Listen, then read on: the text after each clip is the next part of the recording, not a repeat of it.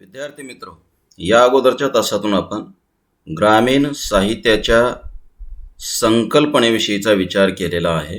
ग्रामीण साहित्य म्हणजे काय याचा विचार केला आणि आपण लक्षात घेतलेला आहे की ग्रामीण साहित्य नक्की कशाला म्हणायचं. आता ग्रामीण साहित्य म्हणजे काय हे जर तुमच्या लक्षात आलं असेल तर आपण त्यानंतरचा पुढचा भाग पाहणार आहोत आणि तो भाग असा मित्र की ग्रामीण साहित्याचं स्वरूप नक्की कसं आहे त्याविषयीचा आपण विचार करणार आहोत. मित्रहो, असं सांगितलं जातं किंवा असं ग्रामीण साहित्यिक समीक्षक वगैरे असं म्हणतात की ग्रामीण साहित्याचा संबंध महात्मा फुले यांच्या विचाराशी आहे आणि त्याचबरोबर महात्मा गांधी यांची त्यावेळेस जी चळवळ सुरू होती 1920च्या दरम्यान वगैरे आणि त्यानंतरही, आणि त्यांनी जे खेड्याकडे चला वगैरे नारा दिलेला होता त्यात आहे अशा पद्धतीची भूमिका मांडली जाते. पण वस्तुस्थिती थोडी वेगळी आहे. ती या अर्थाने की महात्मा फुले यांचा जो विचार होता तो विचार परिवर्तनाचा विचार होता, तो विचार वेगळा होता. तो विचार इथली जी परंपरा आहे, इथली जी मनुष्य विघातक व्यवस्था आहे त्या व्यवस्थेला नाकारणारा होता. मित्र हो, याचाच अर्थ असा की ग्रामीण समाजामध्ये सुद्धा ज्या रूढी परंपरा अंधश्रद्धा वगैरे सुरू होत्या त्या गोष्टीला नाकारणारा महात्मा फुले यांचा विचार होता. आणि ग्रामीण साहित्याचं स्वरूप तसं नाही. ग्रामीण साहित्य हे ग्रामीणत्वाशी जोडलेलं आहे. म्हणजे ग्रामीण जनजीवनामध्ये ज्या रूढी परंपरा वगैरे आहेत त्याच्याशी जोडलेलं आहे. ते त्याला विरोध करणारं नव्हतं, हे आपण लक्षात घ्यायला हवं. आणि दुसरं म्हणजे महात्मा गांधींचा जो विचार होता खेड्याकडे चला असं ते जे म्हणत होते, त्यांची वेगळी कल्पना होती. त्यांची वेगळी कल्पना अशी होती की शहरातली जी भोगवादी संस्कृती आहे त्या भोगवादी संस्कृतीपेक्षा तुम्ही ग्रामीण भागामध्ये जी जीवनाची एक साधी पद्धती आहे, साधी जीवन पद्धती आहे, विशेषतः आपल्या पूर्वपरंपरा जपणारी साधी जीवन पद्धती आहे ती स्वीकारा, अशा पद्धतीची महात्मा गांधी यांची भूमिका होती. म्हणजे शहरामध्ये आधुनिक जीवनाचा जो परिचय झालेला होता, शहरी लोकांना पाश्चात्य जीवनाचा जो परिचय झालेला होता, त्या पाश्चात्य जीवनाच्या परिचयातून शहरी जीवनामध्ये एक भोगवादी संस्कृती रुजत होती. आणि महात्मा फुलेंचा जो विचार होता तो वेगळा होता. महात्मा फुलेंनी सातत्याने इथे ज्या पूर्वपरंपरेतून एक साधं जीवन आलेलं आहे, निसर्गाशी जवळीक असणारं जे जीवन आलं आहे त्या जीवनाशी त्यांचं एक नातं असलेलं दिसते किंवा त्या जीवनाचा पुरस्कार केलेला आहे. महात्मा गांधींच्या एकूण विचाराचं सूत्र तुम्ही पहा, नीट लक्षात घ्या. एकूण महात्मा गांधींचा विचार किंवा त्यांची जी भूमिका आहे ती भूमिका अशीच आहे, निसर्गाच्या जवळ जाणारी. अगदी त्यांची उपचाराची पद्धती सुद्धा बघा, त्यांनी जे त्यांच्या लेखनातून सांगितलेले आहे ते की सूर्यप्रकाशाचा वापर तुम्ही करा किंवा इथली जी माती आहे त्या मातीचा वापर करा वगैरे. म्हणजे एकूणच महात्मा गांधींची विचार पद्धती ही इथे ज्या पूर्वपरंपरा आहे त्या पूर्वपरंपरेशी जोडणारी होती. आणि ती पूर्वपरंपरा अधिक प्रभावी किंवा प्रत्यक्ष जीवनामध्ये अधिक कुठे दिसते तर मग ग्रामीण जीवनामध्ये दिसते ना. शहरी जीवन हे नवीन जे पाश्चात्य राष्ट्र आहेत आणि पाश्चात्य राष्ट्रातलं जे जगणं आहे त्याच्याशी शहरी माणसं अधिक परिचित झाली होती, तेवढ्या प्रमाणामध्ये खेड्यातली माणसं झालेली नव्हती. म्हणून महात्मा गांधींचा जो विचार होता तो विचार असा होता की तुम्ही पाश्चात्य जीवन पद्धती न भुलून जाऊ नका किंवा त्याच्या प्रभावामध्ये वगैरे तुम्ही जगू नका. तुम्ही भोगवादी संस्कृतीपासून दूर राहा आणि साधी खेड्यातली जी जीवन पद्धती आहे ती जीवन पद्धती तुम्ही स्वीकारा, अशा पद्धतींचं महात्मा गांधी यांचं म्हणणं होतं. खरं तर मुळामध्ये आपण जर लक्षात घेतलं तर तुमच्या असं लक्षात येईल की महात्मा फुले आणि महात्मा गांधी या दोघांची जी जीवनाकडे पाहण्याची दृष्टी होती, जो दृष्टिकोन होता तो परस्पर विरोधी आहे. तो समान धागा याच्यामध्ये फार कमी दिसतो, समान धागा दिसत नाही आहे. महात्मा फुलेंचे विचार वेगळे आहेत आणि महात्मा गांधींचे विचार वेगळे आहेत. म्हणजे आपण जर एकाच वेळेस ग्रामीण साहित्याचा संबंध हा फुले आणि गांधी यांच्याशी जोडत असू तर ती कुठेतरी चूक आहे असं मला वाटते. तेव्हा मी त्याच्या फार खोलात जात नाही, ते त्याच्या खूप खोलात जाता येईल पण मी त्याच्या फार खोलात जात नाही, पण ही मुळातच चूक आहे. अशा पद्धतीचा संबंध का जोडतात ग्रामीण साहित्यिक समीक्षक वगैरे, हा एक म्हणजे लक्षात न येणारा भाग आहे, वादाचाही भाग आहे. पण मित्रहो, ग्रामीण साहित्याचा संबंध ना फार महात्मा फुले यांच्याशी आहे, ना फार गांधी यांच्याशी आहे. कारण ग्रामीण समाजानंतर जो बदलत आला, त्या बदलाच्या वेगामध्ये महात्मा गांधींच्या विचाराचा काही मागमूस वगैरे दिसत नाही.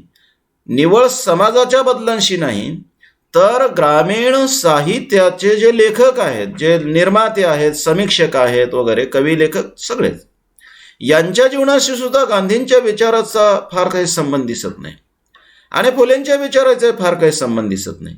म्हणजे ना ग्रामीण समाजाच्या व्यवहारात फुलेचा विचार दिसतो, ना गांधींचा विचार दिसतो.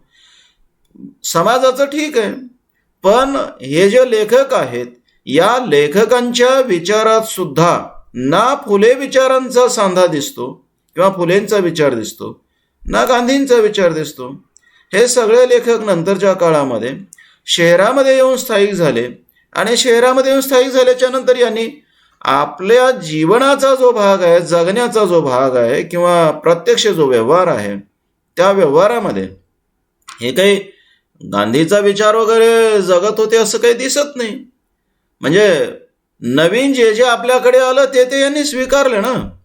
गांधींनी तर त्यांच्या लेखनामध्ये त्या काळामध्ये नवीन जे मेडिकल सायन्स आहे किंवा नवीन न्याय व्यवस्था वगैरे आहे, याच्यावर सुद्धा टीका केलेली आहे.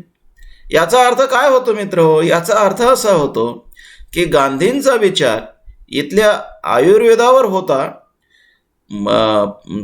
उपचाराच्या जुन्या व्यवस्थेवर होता आणि त्याचबरोबर इथल्या न्यायव्यवस्थेवर जर हे टीका करत असतील, वकील वगैरे या व्यवसायावर जर टीका करत असतील, तर दुसरा अर्थ काय होतो मित्र?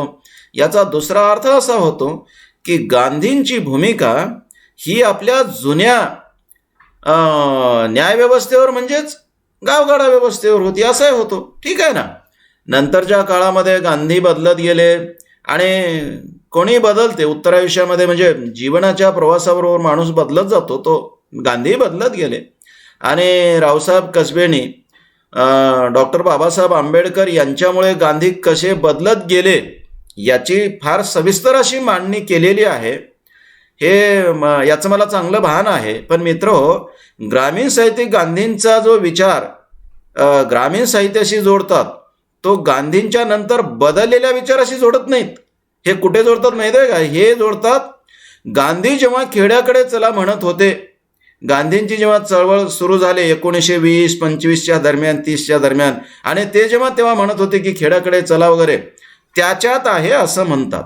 म्हणून गांधींचा जो परंपरावादी विचार आहे, त्या परंपरावादी विचाराचा आपल्याला परंपरावादी विचाराशी खरंच ग्रामीण साहित्याचा संबंध आहे का हेच शोधावं लागतं. कारण ग्रामीण साहित्यिकाने नंतरचा गांधी स्वीकारलेला नाही, आपण लक्षात घेतलं पाहिजे.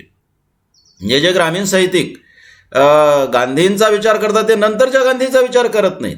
जो रावसाहेब कसबेंनी नंतरचा गांधी उभा केलेला आहे आणि बदललेला गांधी कसा होता हे समजून सांगण्याचा किंवा याची एक मांडणी केलेली आहे. हा जो गांधी आहे तो गांधी फार नंतरचा आहे. ग्रामीण साहित्यिक जो गांधीशी संबंध होता तो गांधी फार महात्मा गांधींचं ते फार अगोदरचं असणं आहे. आणि त्या अगोदरच्या असण्यामध्ये गांधींचा विचार हा परंपरेकडे झुकणारा आहे, नंतरचे वेगळे. ठीक आहे. तेव्हा जो परंपरावादी असणारा गांधी आहे, त्या गांधींच्या विचाराशी जे ग्रामीण साहित्यिक संबंध जोडतात, त्या विचाराशी ग्रामीण समाजाचंही नातं नव्हतं आणि ग्रामीण लेखकाचं, समीक्षकाचं सुद्धा नातं नव्हतं. हे जर त्यांना सत्य स्वीकारायचं असेल तर मान्य करावं लागेल. आणि त्यांना जर सत्य स्वीकारायचं नसेल तर ठीक आहे, मग त्यांचा तो स्वातंत्र्याचा भाग आहे. पण मित्र हो, गांधींचा जो जुना विचार आहे किंवा प्रारंभीचा विचार आहे, तो प्रारंभीचा विचार हा परंपरावादी आहे. आणि फुलेंचा जो विचार आहे तो फुलेंचा विचार परंपरा नाकारणार आहे. आता या दोन विचाराशी तुम्ही कसं काय संबंध जोडू शकता किंवा दोन या परस्पर विसंगत विचाराशी कसं काय नातं जोडू शकता? तेव्हा मला हे सांगायचं आहे, स्पष्टपणे मला हे नोंदवायचं आहे की ग्रामीण साहित्याचा संबंध ना फुले विचारांशी आहे ना महात्मा गांधींच्या विचाराशी आहे, हे आपण आता पहिल्यांदा नीट लक्षात घेऊ. हे मान्य करू किंवा या दृष्टीनं निदान विचार करायला शिका तुम्ही. ठीक आहे ना, माझं म्हणणं तुम्हाला जर मान्य नसेल तर मान्य करू नका, पण मग विचार करा ना तुम्ही की खरंच असं काही जोडता येतं का, नाही जोडता येत असेल तर तशी मग मांडणी झाली पाहिजे. निवळ असं म्हणून चालत नाही की फुलेंच्या विचाराशी नातं, फुलेंच्या विचारामध्ये किंवा त्यांच्या कार्यामध्ये ग्रामीण साहित्याच्या प्रेरणा आहेत किंवा गांधींच्या विचारात प्रेरणा आहेत असं म्हणून चालत नाही. त्या कशा आहेत याची मांडणी करा ना. मी कशा नाहीत हे सांगतो आहे, आणि हे इथे जरी फार खोलामध्ये मी गेलो नसलो तरी माझ्या लेखनामध्ये याची मांडणी मी खूप सविस्तर केलेली आहे, खूप खोलात जाऊन केलेली आहे. तेव्हा ज्यांना याच्या विरोधी विचार मांडायचा आहे आणि माझं म्हणणं खोडून काढायचं आहे त्याचं स्वागतच होणार आहे. केवळ स्वागत करण्यामध्ये मी एकटाच नाही तर एकूण वाङ्मय व्यवहारामध्ये त्यांच्या विचाराचं स्वागत होईल, पण त्यांनी तशी सविस्तर मांडणी केली पाहिजे. ठीक आहे. पण मित्र, माझं म्हणणं असं आहे की ग्रामीण साहित्याचा संबंध वैचारिक पातळीवर फुलेंच्या विचाराशी जोडणं विसंगत आहे आणि त्याचवेळी गांधी विचारांशी जोडणं हे सुद्धा विसंगत आहे. या दोन्ही विचाराशी ग्रामीण साहित्याचा संबंध नाही असं आपण म्हणू शकतो. मित्र, रारम बोराडेंनी एक विधान केलेलं आहे आणि या विधानाशी जवळपास नागनाथ कोतापले असतील किंवा आनंद यादव असतील किंवा जनार्दन वाघमारे असतील, दत्ता भोसले असतील, ह्या सगळ्या मंडळीची मांडणी ही त्याच्या जवळपास जाणारी आहे.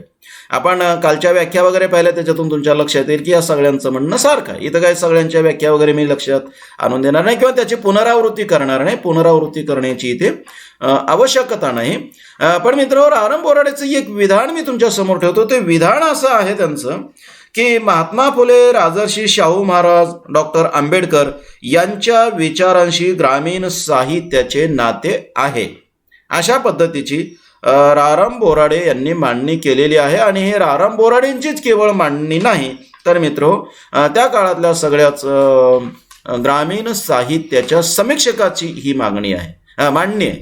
सगळ्या समीक्षकांनी अशा पद्धतीची मांडणी केली आहे. म्हणजे पहा, आता महात्मा फुले, राजर्षी शाहू महाराज आणि डॉक्टर बाबासाहेब आंबेडकर या सगळ्यांच्या विचाराशी यांचं नातं आहे, अशा पद्धतीची भूमिका मांडली. आणि मग ही भूमिका मांडत असताना ग्रामीण साहित्य हे परिवर्तनवादी आहे अशा पद्धतीची भूमिका मांडली. आता महात्मा फुले असतील किंवा राजर्षी शाहू महाराज असतील, डॉक्टर बाबासाहेब आंबेडकर असतील, ह्यांचे विचार परिवर्तनवादी आहेत याच्याविषयी तुमच्या माझ्या कोणाच्याही मनामध्ये काही म्हणजे विरोध असण्याचा किंवा याच्याविषयी काही म्हणजे वेगळा विचार असण्याची काही गरज नाही किंवा नाहीच आहे. म्हणजे हे परिवर्तनवादीच विचार मांडणारे विचारवंत होते, याच्याविषयी शंकाच नाही. तर ठीक आहे. पण या लोकांशी नातं जोडत असताना आपलं साहित्य किंवा ही ग्रामीण साहित्याची जी निर्मिती आहे, ती निर्मिती किंवा ग्रामीण साहित्याची मूळ वैचारिक भूमिका ही परिवर्तनवादी होती अशा पद्धतीची मांडणी करणं मात्र ठीक होणार नाही. कारण यांच्या आधारानं परिवर्तनवादी होतं असं कसं म्हणायचं? आता पहा, परिवर्तन म्हणत असताना परिवर्तनामध्ये काय अपेक्षित आहे, परिवर्तन काय असतं? पहा मित्रो, परिवर्तनाची एक कल्पना मांडलेली आहे, परिवर्तनाची एक संकल्पना मांडली आहे. आणि ते पहा, ती जी परिवर्तनाची संकल्पना आहे ते र.बा. मंचरकरांनी एका ठिकाणी असं म्हटलेलं आहे. र.बा. मंचरकरांचं हे म्हणणं आपण लक्षात घेऊन परिवर्तन म्हणजे नक्की काय हे समजून घेऊ. मग आपण नंतर ग्रामीण साहित्य परिवर्तनवादी आहे का याचा विचार करू. मित्र हो, आपण ग्रामीण साहित्याचं स्वरूप नक्की काय आहे ते पाहतो आहोत. ग्रामीण साहित्य नक्की कसं आहे ते पाहतो आहोत. ग्रामीण साहित्याच्या समीक्षकांची भूमिका ग्रामीण साहित्य परिवर्तनवादी आहे अशा पद्धतीची आहे. मित्र हो, ग्रामीण साहित्याचं मूळ रूप परिवर्तनवादी नाही अशा अंगानं आपण विचार करतो आहोत. तो केवळ ग्रामीण साहित्यिकाचं किंवा समीक्षकांचं म्हणणं खोडून काढण्यासाठी नाही, तर ग्रामीण साहित्याचं स्वरूप नक्की कसं आहे ते पाहण्यासाठी. आपण ना ग्रामीण साहित्य समीक्षकाचे टीकाकार किंवा केवळ विरोधक नाही आणि त्यांचे भक्त सुद्धा नाही. मित्र हो, आपण अभ्यासक आपण वाचक या अंगानं विचार करू आणि या अंगानं विचार करत असताना नक्की ग्रामीण साहित्य कसं आहे हे पाहू म्हणे. आपण ना भक्त आहोत ना आपण विरोधक आहोत. त्यांनी आपलं काही नुकसान केलेलं आहे म्हणून आपल्याला केवळ विरोध करायचा नाही. आणि दुसरं म्हणजे आपण त्यांचे भक्त नसल्यामुळे आपण नक्की काय आहे हे समजून घेऊ म्हणे. तेव्हा परिवर्तनवादी नाही ही वस्तुस्थिती आहे असं जर आपलं म्हणणं असेल तर परिवर्तन म्हणजे नक्की काय ते आपण लक्षात घ्यायला काय हरकत आहे. तेव्हा मित्र रबा मंचरकर सरांनी परिवर्तन म्हणजे नक्की काय याच्याविषयीची एक कल्पना मांडली. ती कल्पना अशी आहे पहा, समाजाची संरचना त्याचा सांस्कृतिक आकृतिबंध यातील बदल म्हणजे परिवर्तन होय. पुढे त्यांनी असं म्हटलेलं आहे, सामाजिक परिवर्तन म्हणजे परंपरागत समाजाचे आधुनिक आणि प्रगत समाजात रूपांतर होत जाणे होय. याच्यातला पूर्वार्ध असा आहे यांच्या विचारातला, तो पूर्वार्ध पहा की समाजाची संरचना त्याचा सांस्कृतिक आकृतिबंध यातील बदल म्हणजे परिवर्तन होय. परिवर्तन म्हणजे बदल. परिवर्तन या शब्दाचा मूळ अर्थ असा आहे की बदल. आता बदल म्हणत असताना इथे आपण कशाचा विचार करतो, इथे ग्रामीण साहित्य परिवर्तनवादी आहे का. आता ग्रामीण साहित्य म्हणत असताना ग्रामीण साहित्य जेव्हा आम्ही परिवर्तनवादी आहोत असं म्हणतात तेव्हा त्याच्यात मूळ काय आहे, त्याच्यात मूळ असं की आम्ही समाजाचं परिवर्तन व्हावं अशा विचाराचे आहोत असं त्यांचं म्हणणं आहे. कारण आम्ही परिवर्तनवादी आहोत म्हणजे केवळ साहित्यात परिवर्तन नाही, साहित्यात परिवर्तन हे अपेक्षित आहेच आहे. ते परिवर्तन कोण्या अंगानं आहे, ते परिवर्तन या अंगानं आहे की मित्र हो, एक तर साहित्याची मांडणी रचनेच्या अंगानं परिवर्तन म्हणजे जी जुनी रचना होती साहित्याची किंवा जी मर्ढेकरी समीक्षा होती की केवळ आणि केवळ शब्दाची रचना किती सुंदर आहे या अंगानं विचार करण्याची पद्धती किंवा या अंगानं साहित्याचं मूल्यमापन करण्याची पद्धती रचनेच्या अंगानं. आता आम्ही साहित्यामध्येच परिवर्तन गृहीत धरतो याचा दुसरा अर्थ असा की आम्ही केवळ रचनेचं सौंदर्य मान्य करत नाही किंवा साहित्याचं मूल्यमापन केवळ रचनेच्या अंगानंच व्हावं असं आम्ही मानत नाही असं त्यांचं म्हणणं आहे. असं आपण गृहीत धरायला हवं नाही का. परिवर्तन म्हणजे काय, बदल ना, असं काहीतरी नवा बदल स्वीकारतात असं आपण म्हणू. आणि दुसरा आशयाच्या अंगानं आपण हाच धागा आहे तो आशयाच्या अंगानं विचार करत असताना आम्ही बाबा ग्रामीण समाजाचं किंवा माणसाचं जे जगणं आहे ते जगणं आशयाच्या केंद्रस्थानी आणतो आहोत असं त्यांचं म्हणणं आहे. असं आपण लक्षात घ्यायला हवं ना.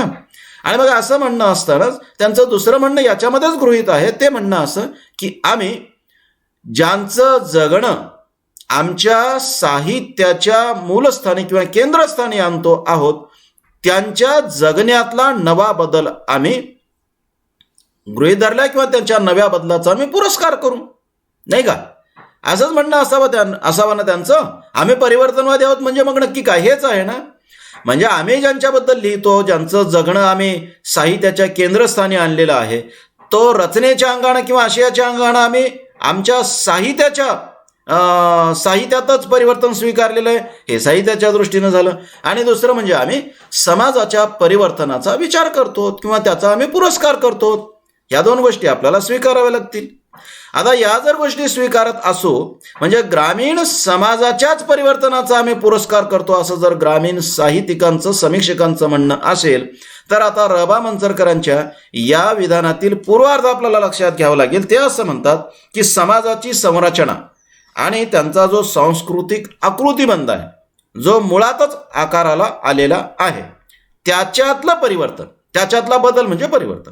आता आपल्याकडे एक सामाजिक जीवन आकाराला आलेलं होतं नाही का, एक संरचना आकाराला आलेली होती. इथे गावगाडा व्यवस्था होती, त्याचबरोबर इथं जात व्यवस्था होती आणि सगळ्या इथल्या ज्या सामाजिक जीवनावर एक धार्मिक व्यवस्थेचा प्रभाव होता. ही व्यवस्था मुळातच आकाराला आलेली होती. म्हणजे सामाजिक संरचना इथं कशी होती तर वर्णव्यवस्थेनं, जात व्यवस्थेनं आणि लिंग व्यवस्थेनं प्रभावित असणारी एक सामाजिक संरचना होती. ती स्वातंत्र्योत्तर काळात सुद्धा या ना त्या स्वरूपामध्ये सुरू होती. म्हणजे ती काय स्वातंत्र्य मिळालं आणि ते सगळं संपलं आणि ते सगळं मागे पडलं असं झालेलं नव्हतं. किंबहुना पृथ्वीच्या पाठीवरच्या कुठल्याही समाजाचा असं होत नाही. म्हणजे समाज हा रात्रीतून बदलत नसतो, तसं तो बदललेला नव्हता. म्हणजे ते सामाजिक संरचना होती. या संरचनेमध्ये पहा, जन्मानं जात मिळायची, जात मिळाली की त्या जातीनं व्यवसाय नक्की व्हायचा, व्यवसाय नक्की झाला की त्या व्यवसायाच्या त्याच्या जातीच्या आधारानं समाजामधलं त्याचं एक स्थान निश्चित व्हायचं, त्याचबरोबर त्याची आर्थिक स्थिती सुद्धा निश्चित व्हायची. आणि हे सगळे घटक मग त्याच्या समाजातल्या स्थानाला कारण ठरायचे आणि त्याच्यानुसार मग त्याचं समाजातलं असणं ठरायचं. म्हणजे मान सन्मान असेल किंवा सामाजिक कार्यामध्ये वगैरे त्याचा सहभाग कसा असा, उदाहरणार्थ गावगाडा व्यवस्थेमध्ये पंच कोण असावेत वगैरे वगैरे, हे सगळं ठरत होतं. म्हणजे असं ठरण्याची जी व्यवस्था आहे ती इथे होतीच. म्हणजे मला साधी गोष्ट सांगायची आहे की इथे समाज कसा असावा किंवा समाजाचं जगणं कसं असावं याचं एक सूत्र ठरलेलं होतं आणि त्या सूत्राप्रमाणे समाज वागत होता. म्हणजे समाजाची एक संरचना होती. म्हणजे अगदी घरं कुठे असावेत त्या माणसांचे वगैरे ते सुद्धा ठरलेलं होतं.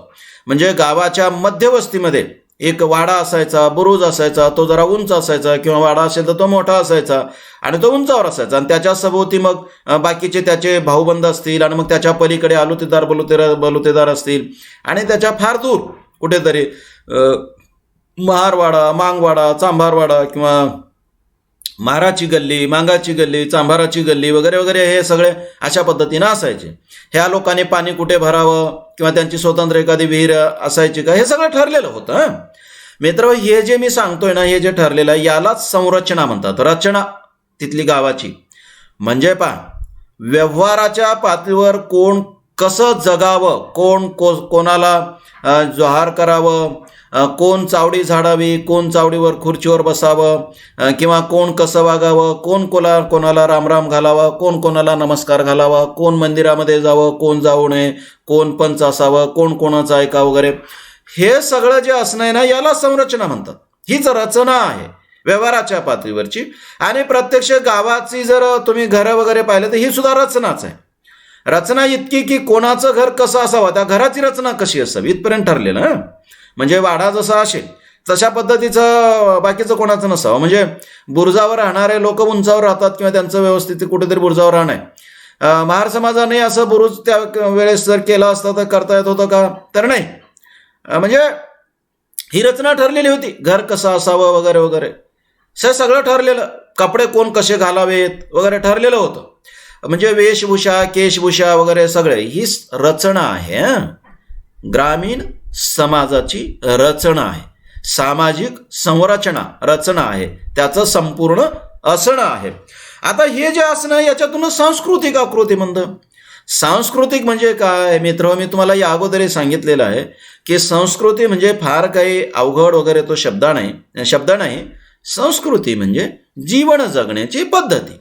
आता ही जी जीवन जगण्याची पद्धती आहे ती पद्धती ठरलेली होती ग्रामीण समाजाची, की कसं जगायचं, कोण कसं जगायचं, कोणाचा मान सन्मान कसा असायचा वगैरे. आता हा जो एक आकृतीबंध ठरलेला आहे ना, याच्यातला बदल म्हणजे परिवर्तन. आता याच्यातला बदल म्हणजे कसाही बदल, कोणत्याही स्वरूपाचा बदल म्हणजे परिवर्तन होऊ शकते, कुठल्याही स्वरूपाचा. मग म्हणजे समजा गावगाडा व्यवस्थेमध्ये सन्मानाच्या ठिकाणी उच्चवर्णीय आहेत तर ते वेगळे आणखी काय आले तरी बदल होऊ शकतो, पण अपेक्षित मात्र त्या अंगानं नाही आहे. म्हणून उत्तरार्धाकडे आपण जाऊ. म्हणे उत्तरार्ध असा की सामाजिक परिवर्तन म्हणजे परंपरागत समाजाचे आधुनिक आणि प्रगत समाजात रूपांतर होत जाणे, हा अपेक्षित परिवर्तन. म्हणजे बदल म्हणजे कुठलाही बदल ठीक आहे, पण इथे त्या अर्थानं नाही. तर इथे परंपरागत समाजाचं, हा जो परंपरागत समाज आहे, परंपरागत पद्धतीनं जीवन जगणारा समाज आहे. म्हणजे तो जातीव्यवस्था स्वीकारतो, तो लिंगव्यवस्था स्वीकारतो, तो वर्णव्यवस्था स्वीकारतो आणि स्वीकारून जगतो. असा जो परंपरागत समाज आहे त्या परंपरागत समाजाचं आधुनिक समाजामध्ये रूपांतर होत जाणं म्हणजे परिवर्तन इथे अपेक्षित असणार. आता हा समाज असा आधुनिक होत जात होता का, हा एक भाग आहे मित्रो. आणि दुसरा भाग असा की ग्रामीण साहित्य अशा आधुनिकत्वाचा पुरस्कार करत होते का, हा दुसरा भाग. आता आपण इथे ग्रामीण साहित्याचा विचार करतो आहोत ना, म्हणून आपण ग्रामीण समाज अशा आधुनिकत्वाचा विचार किंवा अशा आधुनिकत्वाचा पुरस्कार करत होतं का, हे आपण लक्षात घेणार आहोत. आता मित्र, मग ग्रामीण समाज आधुनिकत्वाचा पुरस्कार वगैरे करत होतं हे म्हणत असताना आपण पहिल्यांदा आधुनिकत्व म्हणजे काय आणखी पाहू. आधुनिकत्व म्हणजे काय, तुमच्या डोक्यात काय आधुनिकत्वाची कल्पना आहे? आधुनिक म्हणजे ढोबळ आपल्या डोक्यात एक कल्पना असते. आधुनिक म्हणजे काळाच्या संदर्भातली, की आधुनिक म्हणजे जुन्या काळापेक्षा नवा काळ. निव्वळ काळाच्या संदर्भात आपण आधुनिक होत नसतो. काळाच्या संदर्भात केवळ आधुनिक होतो का आपण? म्हणजे समजा 2000 वर्षापूर्वी जगणारा माणूस आणि आज आपण जगणारे माणसं, म्हणजे काळाच्या संदर्भात केवळ आपण आधुनिक आहोत का? पहा, केवळ काळाच्या संदर्भात आपण आधुनिक होत असतो अशी जर तुमची कल्पना असेल तर मग तुमच्या पुढे मी काही गोष्टी ठेवतो, काही संदर्भ ठेवतो, मग त्या संदर्भात तुम्ही आधुनिक वगैरे ठरवू शकता का? पहा, आता पहा मित्र, अकबर अगोदरचा का औरंगजेब अगोदरचा? औरंगजेब नंतरचा, अकबर अगोदरचा. अकबरांच्या विचारामध्ये संबंध समाजाला समजून घेण्याची भूमिका होती आणि त्याच्या तुलनेत औरंगजेबाच्या विचारामध्ये ती पद्धती होती का, किंवा तेवढी प्रगल्भता होती का? तर नव्हती. औरंगजेब हा एक कट्टर धर्मवादी होता आणि अकबर हा त्या म्हणजे औरंगजेबाच्या तुलनेत अकबर हा तसा काही कट्टर धर्मवादी नव्हता. तो सगळ्या समाजाला समजून घेणारा वगैरे होता. मग आधुनिक कोण? अकबराला आधुनिक म्हणायचं का औरंगजेबाला आधुनिक म्हणायचं? विचार करा ना मित्र. आता पहा, दुसरं उदाहरण, ठीक आहे. आता त्याच्यापेक्षा आणखी एक उदाहरण आणि जवळचं उदाहरण मी तुम्हाला देतो आणि ज्याचा तुम्हाला परिचय असणार उदाहरण देतो. छत्रपती शिवाजी महाराज हे पेशव्यांच्या अगोदरचे. पेशव्यांची सत्ता नंतर आली आणि शिवाजी महाराजांची सत्ता अगोदर होती. शिवाजी महाराजांची सत्ता पेशव्यांना मिळाली. पण आता विचार करा, शिवाजी महाराजांनी ज्या दृष्टीनं सगळ्या समाजाला समजून घेतलं, सगळ्या समाजांच्या बरोबर ते चालत होते, त्या अर्थानं किंवा त्यांची विचाराची जी एक पातळी होती, विचाराची जी उंची होती, कारभार करण्याची जी पद्धती होती, त्या दृष्टीनं शिवाजी महाराज आधुनिक की पेशवे आधुनिक? विचार करा ना. काळाच्या संदर्भामध्ये पेशवे आधुनिक, कारण पेशवे नंतरचे. पण विचार करण्याच्या आणि एकूणच राज्यकारभार करण्याच्या पद्धती जर तुम्ही लक्षात घेतल्या तर मित्र, शिवाजी महाराज आधुनिक ठरत नाहीत का? छत्रपती शिवाजी महाराज हे आधुनिक ठरतात आणि पेशवे हे शिवाजी महाराजांच्या अगोदरचे ठरतात विचाराच्या पातळीवर. आणि काळाच्या पातळीवर जर तुम्ही म्हणत असाल तर मग मात्र पेशवे नंतरचे ठरतात आणि शिवाजी महाराज हे अगोदरचे ठरतात. तुम्हाला मला साधी गोष्ट सांगायची आहे की तुम्ही आधुनिक म्हणत असताना केवळ काळाचा संदर्भ लक्षात घेऊ नका. पहा की महात्मा बसवेश्वर हे आधुनिक म्हणायचे का रामदास स्वामी आधुनिक म्हणायचे, समर्थ रामदास आधुनिक म्हणायचे? आता विचार करा तुम्ही. महात्मा बसवेश्वर, महात्मा चक्रधर स्वामी हे काळाच्या संदर्भात रामदास स्वामीच्या कितीतरी अगोदरचे आहेत, खूप अगोदरचे. पण विचाराच्या पातळीवर पहा तुम्ही, हे वर्णव्यवस्था नाकारत होते. महात्मा बसवेश्वर नाकारत होते, चक्रधर स्वामी नाकारत होते. हे वर्णव्यवस्था नाकारणारे आहेत ना. पण फार नंतरच्या काळामध्ये म्हणजे शिवाजी महाराजाच्या समकालीन वगैरे आपण असं गृहीत धरू, म्हणजे त्याच काळातले यांच्या आणि शिवाजी महाराजांची भेट झाली होती की नाही हा भाग वेगळा, हा वादाचा विषय आहे. आपल्याला इथं वाद घालायचं नाही, आपल्याला आपला विचार समजून घ्यायचा आहे, आपल्याला वादामध्ये जायचं नाही. पण पहा 13व्या शतकाच्या त्या काळामध्ये होऊन गेलेले बसवेश्वर असतील किंवा चक्रधर स्वामी असतील, यांनी वर्णव्यवस्था नाकारण्याचा प्रयत्न केला, जात व्यवस्था नाकारण्याचा प्रयत्न केला आणि समतेचं एक तत्वज्ञान मांडण्याचा विचार केला आणि सगळी माणसं सारखी वगैरे आहेत अशा पद्धतीचा यांचा विचार होता आणि माणुसकीचं तत्वज्ञान मांडत होते.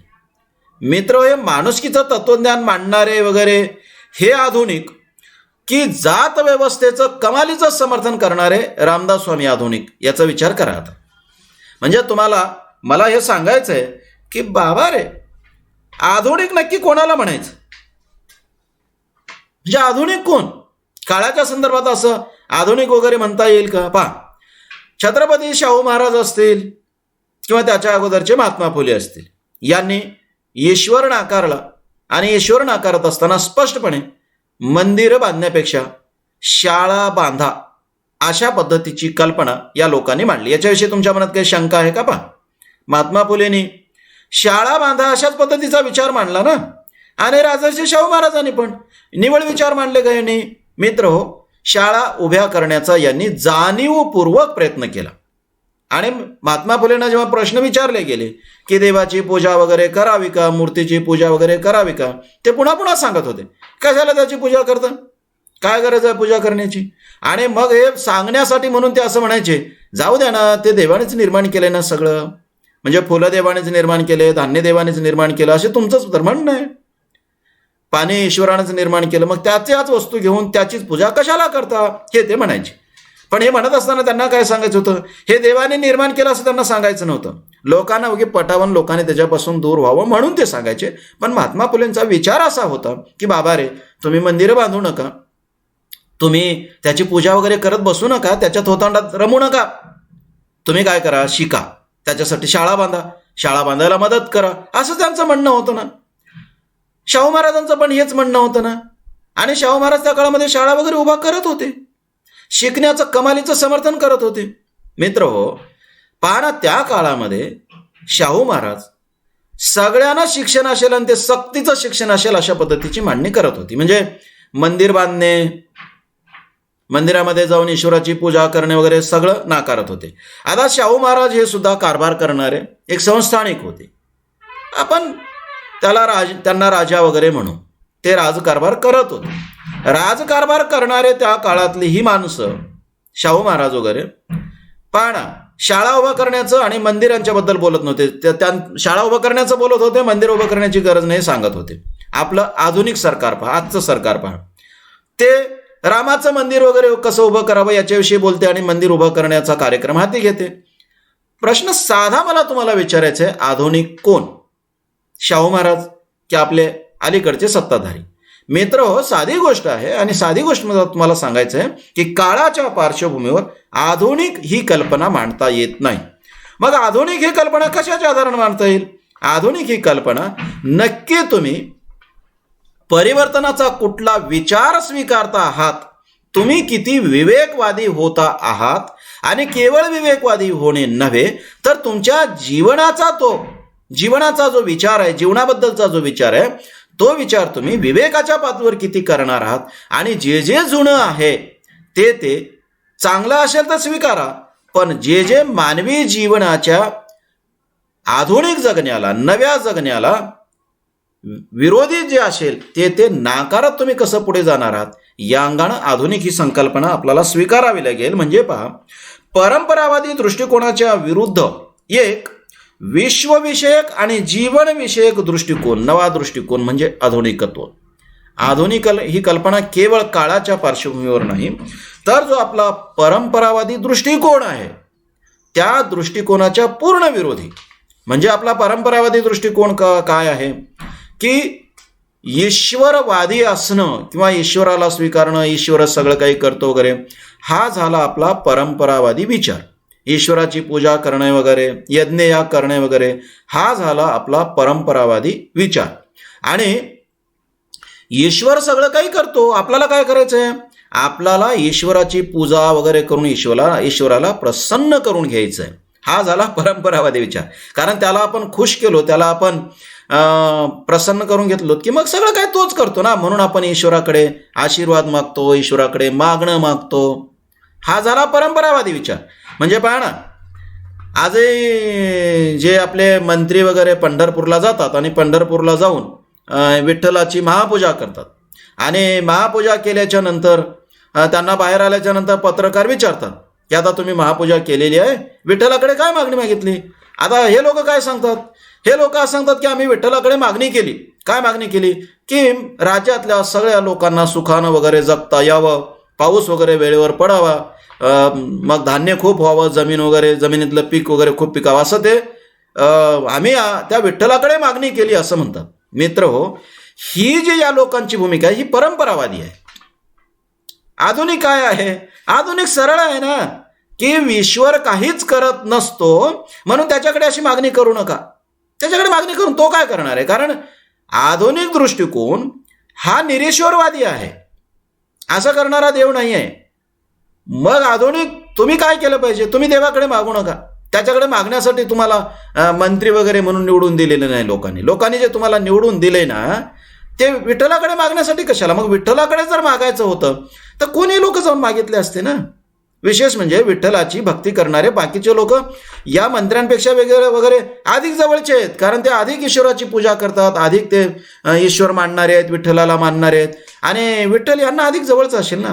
विठ्ठलाला जर तुमचं ऐकायचंच असेल, माणसाचं ऐकायचंच असेल, आणि ऐकूनच विठ्ठल असं काही भलं करणार असेल, तर मग या राजकारण्यांचं ऐकण्यापेक्षा तो त्या जन्मापासून जो माळकरी आहे, जन्मापासूनच जो विठ्ठलाची भक्ती करणारा आहे, जो वारकऱ्याच्याच घरामध्ये जन्माला आलेला आहे आणि तो नित्यनेमानं वारी वगैरे करतो, मला सांगा विठ्ठल त्याचं जास्त ऐकेल की काल मंत्री झाला हा माणूस, मंत्री झाल्यामुळे याला पूजा करण्याचा सन्मान मिळाला आणि जाऊन पूजा करतो, याचं जास्त ऐकेल?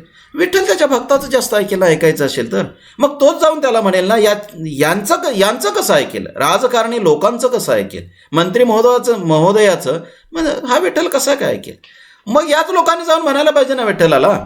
मित्र हो, याच्यातला विसंगतीचा, याच्यातला विनोदाचा भाग बाजूला जाऊ द्या, पण ह्या लोकांनी असं म्हणायला पाहिजे, आम्ही विठ्ठलाकडे काही मागितलेलं नाही, आम्ही या लोकांचं कल्याण कसं होईल अशी व्यवस्था उभी करू, अशा पद्धतीचं प्रशासन चालू, राज्यकारभार चालू तो चालवला पाहिजे ना, आणि तशा पद्धतीची व्यवस्था उभी केली पाहिजे.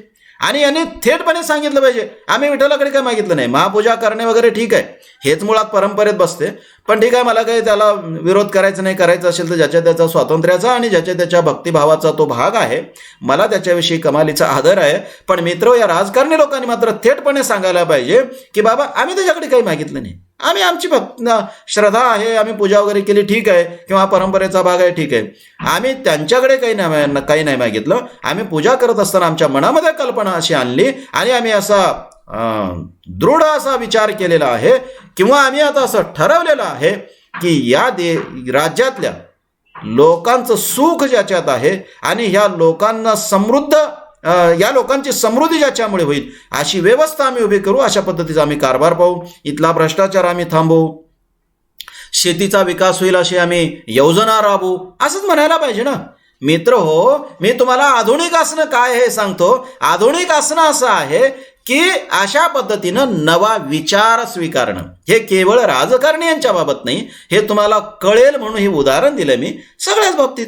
म्हणजे पहा, आपण आधुनिक होण्यासाठी जातीची व्यवस्था नाकारली पाहिजे, आपण वर्णव्यवस्था नाकारली पाहिजे, आपण लिंगव्यवस्था नाकारली पाहिजे. मित्र हो, आपण आपल्या जगण्याचे हे जे पूर्वसंदर्भ आहेत तेच नाकारले पाहिजेत. मित्र हो, आपण जगणमित्या ब्रह्मसत्य हा विचारच नाकारला पाहिजे. ब्रह्मसत्य आहे का नाही हा भाग वेगळा, पण हे जग सत्य आहे हे तर निदान स्वीकारलं पाहिजे ना. डोळ्याला दिसते ते जग सत्यच आहे ना, नाहीतर जे जे डोळ्याला दिसते ते तो ब्रह्म आहे, ती सगळी माया आहे, तो सगळा मायेचा बाजार आहे. आणि सत्य काय आहे? जे डोळ्याला दिसत नाही पण आत्म्याला जाणवतं, किंवा जे ब्रह्म आहे ते. आणि मग तुम्ही काय करा की त्या आत्म्याची ओळख करून घ्या वगैरे, असं जे सांगणं आहे ना, हे खोटं सांगणं, ह्याच्यातून दूर गेलं पाहिजे ना. आणि आपण स्वीकारलं काय पाहिजे? नीट थेट डोळ्याला दिसते ते स्वीकारा ना तुम्ही. जग डोळ्याला दिसते ना, भूक लागते ना तुम्हाला, थंडी पडल्यावर थंडी वाजते ना तुम्हाला, हे शरीर सत्य नाही का? मग शरीर नश्वर आहे, ठीक आहे, नाशेल कधीतरी, ते मृत्यू आहेच आहे, पण हे सत्य आहे ना. मित्र, हे सत्य स्वीकारणं आणि या सत्याचा केवळ स्वीकार करणं नाही, जीवनामध्ये आणणं. आपण आधुनिक होतो म्हणजे काय? आपण आता समजा आधुनिक यंत्र आहेत वगैरे सगळं स्वीकारतो ना. आता हे स्वीकारत असताना पहा, किती साधी गोष्ट आहे, अतिशय साधी गोष्ट आहे ना. पहा, साधी गोष्ट आहे, तुमची गाडी आहे, 4 व्हीलर गाडी आहे तुमची, ड्रायव्हर आहे, तो ड्रायव्हर कोणी असो ना, कोण्याही जातीचा, तो गाडी चालू शकतो का नाही? चालू शकतो ना. आणि कोणी चालवलं तर गाडी चालते ना, कारण ते इंजिन आहे, त्याचं त्याला शास्त्र माहीत आहे, तर कोणी चालवलं तर चालते. मित्र, यज्ञामध्ये आहुती टाकल्यावर कोणी टाकली तर जळतेच ना. म्हणजे तू ब्राह्मणाने टाकलं तर जळते आणि बाकी महाराणी टाकलं तर जळणार नाही का? तू जळेल ना. कोणी टाकलं तर जळते ना. हे साधं सूत्र आहे ना, आज आपण लक्षात घ्यायला पाहिजे का नाही? अशा अंगाने आधुनिक व्हा ना तुम्ही. रक्तगट तुम्ही पाहता, रक्तगट ब्राह्मणांचा जो आहे तो महाराज असू शकतो ना. मग आधुनिक व्हा म्हणजे तुम्ही कोण्या अंगाने पण आधुनिक व्हायला पाहिजे मित्र. आधुनिक या अंगाने व्हायला पाहिजे की अरे ब्राह्मण हा जातीनं किंवा जन्मानं श्रेष्ठ नसतो आणि महार हा जातीनं कनिष्ठ नसतो. कसा काय असेल? असणारच नाही ना. कारण रक्तगट वगैरे हे तुम्हाला आधुनिक सूत्र आहे समजून घेण्याचं की समता कशी आहे हे समजून घेण्याचं. किंवा पहा जन्मानं ब्राह्मण श्रेष्ठ. आज आपण पाहतो ना जे जे शाळेत गेले आणि शिकले त्यापैकी ब्राह्मण आहेत, मराठा आहेत, महार आहेत, मांग आहेत, चांभार आहेत, कोणी आहेत ना. आणि ज्यांनी ज्यांनी अभ्यास केला ते मेरिटमध्ये येतात आणि ज्यांनी अभ्यास केला नाही ते नापास होतात. मग नापास होणाऱ्यापैकी ब्राह्मण असू शकतो, नापास होणाऱ्यात महार असू शकतो, नापास होणाऱ्यात चांभार असू शकतो, कोणी असू शकतो. आणि मेरिटमध्ये येणाऱ्यामध्ये सुद्धा कोणी असू शकतो ना. इथे संबंध कशाचा आहे? अभ्यास करण्याशी, तुमच्या क्षमतेशी आहे. हे तुम्ही समजून घेणार आहात की का समजून घेणार आहेत की नाही? का निवळ असं म्हणणार आहात की नाही नाही जन्मानं ब्राह्मण शहाणा आहे आणि महार नालायक आहेत, महार नापासच होतील, ब्राह्मण पास होतील, असं आहे का? निकाल लागल्यावर तुम्हाला दिसतं ना. हे जे दिसणं आहे ते स्वीकारणं, हे स्वीकारणं मित्र आधुनिक होणं आहे. निवळ घरामध्ये आपण उपकरणं आणणं नाही. म्हणजे घरामध्ये आपण फ्रीज आणतो, घरामध्ये आपण कपडे धुण्याची मशीन आणतो, सगळं काही आणतो. हे सगळं आणत असताना असाही थोडा विचार करणं, अरे हे यंत्र कोणाच्या हातून चालतात, कोणाच्याही घरामध्ये येतात, कोणाच्या हातून चालतात. म्हणजे महाराजच्याही घरी चालतात, ते ब्राह्मणांच्याही घरी चालतात.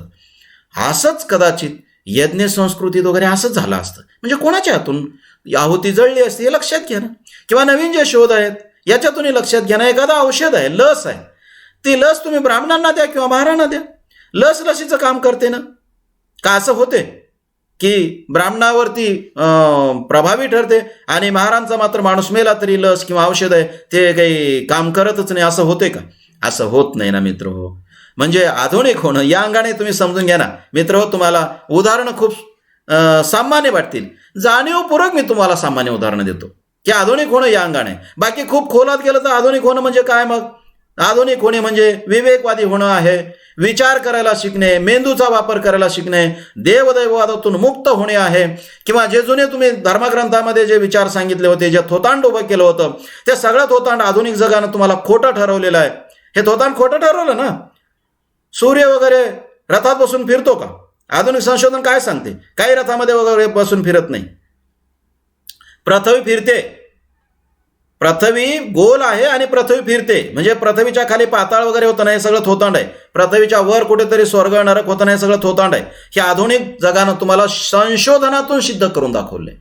हे केवळ कोणीतरी म्हणते म्हणून नाही, पृथ्वीच्या वर वगैरे नाही. दुसरं म्हणजे अशी पृथ्वी अनेक आहेत, आकाशगंगेमध्ये असे खूप ग्रह आहेत, खूप पृथ्वी आहेत. कदाचित आपल्यापेक्षा प्रगत मानवी जीवन वगैरे आणखी कुठल्या दुसऱ्या ग्रहावर असण्याची शक्यता आहे. हे तुम्हाला दाखवून दिले ना. आता राहू केतू वगैरे उगीच त्या गिळतात, सूर्याला गिळतात किंवा चंद्राला गिळतात, राहूच हे सगळं काम करतो. हे सगळ्या कथा खोटे आहेत. हे तुम्हाला आधुनिक संशोधनातून सिद्ध करून दाखवलेलं आहे ना. हे जे जे तुम्हाला संशोधनातून सिद्ध करून दाखवलेलं आहे मित्र, हे सगळं स्वीकारणं म्हणजे आधुनिक होणं. दुसरं म्हणजे काही ज्या गोष्टी संशोधनातून आणखी पुढे आल्या नाहीत, ठीक आहे, पुढे आल्या नाहीत, याचा अर्थ धर्मग्रंथ म्हणतात हे खरं होत नाही, तर याचा अर्थ आपलं अज्ञान आहे. काही गोष्टी आपल्याला आणखी कळालेल्या नाहीत, कळतील ना. पण हे नक्की की धर्मग्रंथ जे सांगतात ना ते थोतांड आहे. हे कळणं आणि हे स्वीकारणं म्हणजे आधुनिक होणं आहे. आणि हे आधुनिक होणं किंवा अशा पद्धतीचं आधुनिक होणं जर सामाजिक संदर्भात आपण विचार करत असू तर समाज व्यवस्था अशा ज्या अज्ञानावर उभी होती त्या अज्ञानावर उभी असणारी समाज रचना बदलणे आणि नवा विचार स्वीकारणे म्हणजे त्या समाजाचंच आधुनिक होणं आहे. आता मित्र, प्रश्न असा आहे की अशा पद्धतीचं आधुनिक होणं ग्रामीण साहित्यिकांनी स्वीकारलेलं आहे का? आणि अशा पद्धतीनं आधुनिक विचाराचा पुरस्कार ग्रामीण साहित्यिकांनी केलेला आहे का? आणि अशा पद्धतीचा परिवर्तनाचा विचार ग्रामीण साहित्यिकांनी मांडलेला आहे का? हा विचार आपण केला पाहिजे. आणि तो तसा दिसत नाही मित्र. ग्रामीण साहित्यिक हे आम्ही परिवर्तनवादी आहोत, आम्ही आधुनिक आहोत, आम्ही नव्या विचाराचे आहोत, अशा पद्धतीची भूमिका मांडतात. खरंच हे नव्या विचाराचे आहेत का? आनंद पाटील यांनी एक मांडणी केलेली आहे. आता हा विचार यांचा होता का हे आपण नीट लक्षात घ्यायचं. मी आतापर्यंत जे विवेचन केलं ते आनंद पाटील काय म्हणतात पहा. आनंद पाटील यांनी असं म्हटलेलं आहे, जात हा भारतीय संस्कृतीत अस्तित्व व अस्मितेचा कणा आहे. त्या श्रेणीबद्धतेत ग्रामीण लेखकाचे स्थान दुय्यम क्रमांकावर आहे. हे आनंद पाटील या समीक्षकांचं म्हणणं आहे. आता आनंद पाटील यांचं हे जर म्हणणं लक्षात घेतलं तर तुम्हाला असं कळेल की ग्रामीण साहित्यिकांनी कुठल्याच नव्या आधुनिक विचाराचा पुरस्कार केला नाही. ग्रामीण साहित्य कुठल्याच अंगानं परिवर्तनवादी वगैरे नव्हतं, तर त्यांनी असं म्हटलेलं आहे की श्रेणी व्यवस्थेत ग्रामीण साहित्य हे क्षत्रियांचं साहित्य आहे. आता तुम्ही मागे जाऊन थोडा आणखी विचार करा. मागच्या एका तासामध्ये मी तुम्हाला असं म्हणालो होतो की रावसाहेब कसबे यांनी एक अशी मांडणी केलेली आहे. रावसाहेब कसबे यांनी असं म्हटलेलं आहे की इथे ज्या जाती व्यवस्था किंवा जी वर्णव्यवस्था निर्माण झाली त्या वर्णव्यवस्थेची आणि जाती व्यवस्थेची निर्मिती ब्राह्मणांनी केली आणि संरक्षण क्षत्रियांनी केलं. मित्र हो, जो घटक इथल्या जाती व्यवस्थेचं, वर्णव्यवस्थेचं, लिंग व्यवस्थेचं संरक्षण करत होता त्या संरक्षण करणाऱ्यांचं साहित्य म्हणजे ग्रामीण साहित्य, अशा पद्धतीची आनंद पाटील यांची भूमिका आहे, निरीक्षण आहे. ग्रामीण साहित्याविषयीचं त्यांचं निरीक्षण आहे. आता असं जर त्यांचं हे निरीक्षण असेल आणि हे निरीक्षण जर आपण स्वीकारलं तर मित्र हो, ग्रामीण साहित्य हे सदाशिव पेटी साहित्यापेक्षा किंवा नागर साहित्यापेक्षा किंवा प्रस्थापित मराठी साहित्यापेक्षा वेगळं आहे का? तर वेगळं नाही. कुठल्या अंगानं? आशयाच्या अंगानं, म्हणजे तिथला जो आशय सामग्री आहे त्या अंगानं वेगळं आहे, पण त्या आशय सामग्रीचा संबंध फक्त म्हणजे घटक बदलले, पण मित्र त्याचा संबंध थेट अशा परिवर्तनवादी विचाराशी नाही. हे आनंद पाटील यांचं निरीक्षण आहे. ठीक आहे ना. वर्णविषय तुमचे बदलले, म्हणजे पूर्वी सदाशिव पेठेमध्ये ठीक आहे ब्राह्मणांचं वर्णन येत असेल किंवा शहराचं वर्णन येत असेल, कर्मकांडाचं वर्णन येत असेल. आता काय झालं? आता ग्रामीण परंपरांचं वर्णन यायला लागलं, ग्रामीण समाजाचं वर्णन यायला लागलं. आशय सामग्री बदलली, पण विचार विवेकवादी आहे का? हे परिवर्तनवादी आहे का? तर नाही. हे म्हणजे परिवर्तनाशी याचा फार संबंध नाही. हे आनंद पाटील यांचं निरीक्षण आहे. आता हे निरीक्षण आपण तपासायला पाहिजे. हे क्षत्रियांचं आहे. आता क्षत्रियांचं आहे म्हणजे नक्की कोणाचं आहे? आता आधुनिक काळामध्ये जर आपण विचार केला तर थेटपणे आपल्याला असं लक्षात येतं की हे खेड्यातल्या उच्चवर्णीयांचं आहे. म्हणजेच वाडा बुरुजावर राहणारे जे लोक होते, वाड्यावर आणि बुरुजावर राहणारे जे लोक होते त्यांचे, म्हणजे पाटील, देशमुख वगैरे जे होते गावगाडा व्यवस्थेतले कारभारी होते त्यांचं म्हणजे तुम्ही असं म्हणाल की मग ते कुठं लिहित होते? ते लिहित नव्हते. मित्र हो, त्यांच्या भाऊबंदाचं आणि त्या व्यवस्थेचं समर्थन करणाऱ्यांचे साहित्य, असं आनंद पाटील यांचं निरीक्षण आहे. ते खरंच आहे का? तर मित्र बऱ्यापैकी तुम्हाला आनंद पाटील यांचं म्हणणं खरं आहे असं दिसतं. इथे काय संरचना होती समाजाची? समाजाची रचना पहा कशी होती अगदी अलीकडच्या काळापर्यंत. कशी होती समाजाची रचना? समाजाची रचना पहा वर्णव्यवस्थेनं प्रभावित होती आणि जात व्यवस्था इथे घट्ट होती. या जात व्यवस्थेत काय झालेलं आहे? या जात व्यवस्थेत मित्र हो, जो दुसऱ्या नंबरचा आहे क्षत्रिय आहे. ग्रामीण व्यवस्थेमध्ये हा क्षत्रिय कारभार करणारा होता. पाटील, देशमुख वगैरे आपण म्हणू या अंगानं तो कारभार करणारा होता. आणि वैश्य समाज जो आहे खालचा त्याच्यानंतरचा, त्याची ओढ कोणीकडे होते? त्यांची ओढ मित्र हो या वरच्या समाजाकडे होती. म्हणजे त्यांच्यावर कारभार करणाऱ्याकडे किंवा गावगाडा व्यवस्थेमध्ये जे सत्तास्थानी होते त्यांच्याकडे होती. त्यांच्या पायरीला किंवा त्यांच्या बरोबरीला जाण्याची ओढ होती. या वैश्य समाजाने कधीच शूद्राच्या बरोबरला येण्याचा विचार कधीच केलेला नाही. ही सत्य असणारी गोष्ट आपण समजून घेतली पाहिजे. हे सत्य आहे. यांनी खालच्या थरावर येण्याचा कधीही विचार केलेला नाही. हे कधीच या दलित समाजांच्या बरोबरला येण्यासाठी धडपडत नव्हते, दलित समाजांच्या बाजूचे नव्हते. हे वरच्या समाजाचं आकर्षण असणारे होते. आणि म्हणून क्षत्रिय आणि वैश्य या दोघात जे नातं होतं, ठीक आहे क्षत्रियांना बरोबरीचे मानत नव्हते, पण यांची ओढ अशी होती की आम्ही त्यांच्या बरोबरचे जाऊ किंवा वरच्यांच्या बरोबरला जाऊ. खेड्यामध्ये सत्य आहे, म्हणजे रावसाहेब कसबे जे म्हणतात ते खरं कसं आहे मी सांगतो. मी ज्या जातीत जन्माला आलो ती जात जर तुम्ही लक्षात घेतली, बहुजनांपैकी जात, मी ना मराठा आहे ना दलित आहे, मधल्या आलोतेदार बलोतेदारापैकी आहे आणि असे खूप समाज आहेत, म्हणजे मी मागासवर्गीय आहे. माझ्या जातीतल्या पूर्वीच्या कुठल्याही 17 पिढींपैकी कुठल्याच माझ्या पूर्वजांनी जाती व्यवस्था निर्माण केलेली नाही, कारण त्यांना हे स्थानच नव्हतं. पण मी डोळ्याने पाहत आलोय की माझे जे वडील वगैरे असतील जाती व्यवस्था पाळत होते आणि महाराला बाहेर जे देवळीमध्ये ठेवला फुटका कप असायचा, त्या कपामध्ये चहा देत होते किंवा वरून पाणी वाढत होते. हे माझ्या डोळ्याने पाहिलं, सत्य आहे ना हे. म्हणजे माझे वडील असतील, माझे आजोबा असतील किंवा माझ्या कुटुंबातले इतर कुठलेही माणसं असतील, यांना या दलितांच्या बरोबर जाऊन बसायचं होतं का? दलितांना जवळ करायचं होतं का? नव्हतं. हे वरच्यांच्या ओढीकडे होते. हे माझ्या एकट्याच्या कुटुंबापुरतं मर्यादित असताना मित्र, आम्ही कितीही वाईट असलो तरी खूप बरं झालं असतं, कारण बाकी समाज तरी चांगला झाला असता ना. पण मित्र हो, मी हे खूप ठिकाणी आणि समाजाचं सर्वदूरचं आणि सार्वत्रिकचं चित्रण पाहत आलोय, संबंध महाराष्ट्रातले चित्रण पाहत आलोय की सगळ्या ठिकाणी जवळपास असंच होतं. म्हणजे आम्ही काय करत होतो? निव्वळ क्षत्रियाची जातव्यवस्था पाळत होते असं नाही, वैश्य सुद्धा पाळत होते. आणि पाळत असताना हे दलितांच्या बरोबरला जात नव्हते. लक्षात घ्या, दलितांना दूर ठेवून आपला आत्मसन्मान जपत होते. हे महाराष्ट्रातल्या समाज रचनेचं वास्तव आहे. हे कुठल्याही ग्रामीण लेखकाला, समीक्षकाला नाकारता येणार नाही. अशी समाज रचना आहे. आणि मित्र हो, ज्या ग्रामीण साहित्यामध्ये मग ग्रामीणत्व वगैरे येते ते काय भानगड आहे मग? पहा, कोतापले सर असं म्हणतात, ग्रामीण जीवनातून फुलणारे. आता कुठल्या ग्रामीण जीवनातून हे फुलत होतं? ग्रामीण जीवनाची नक्की ओढ कुठं होती? मित्र हो, ग्रामीण जीवनाची ओढ आहे अशा ह्या तुमच्या परंपरेमध्ये.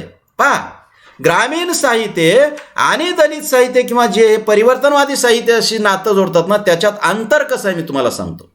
किती अंतर आहे ते कसं आहे. डॉक्टर बाबासाहेब आंबेडकर असं सांगत होते की तुम्ही खेड्यातल्या महार समाजाने शहरात यावं. का?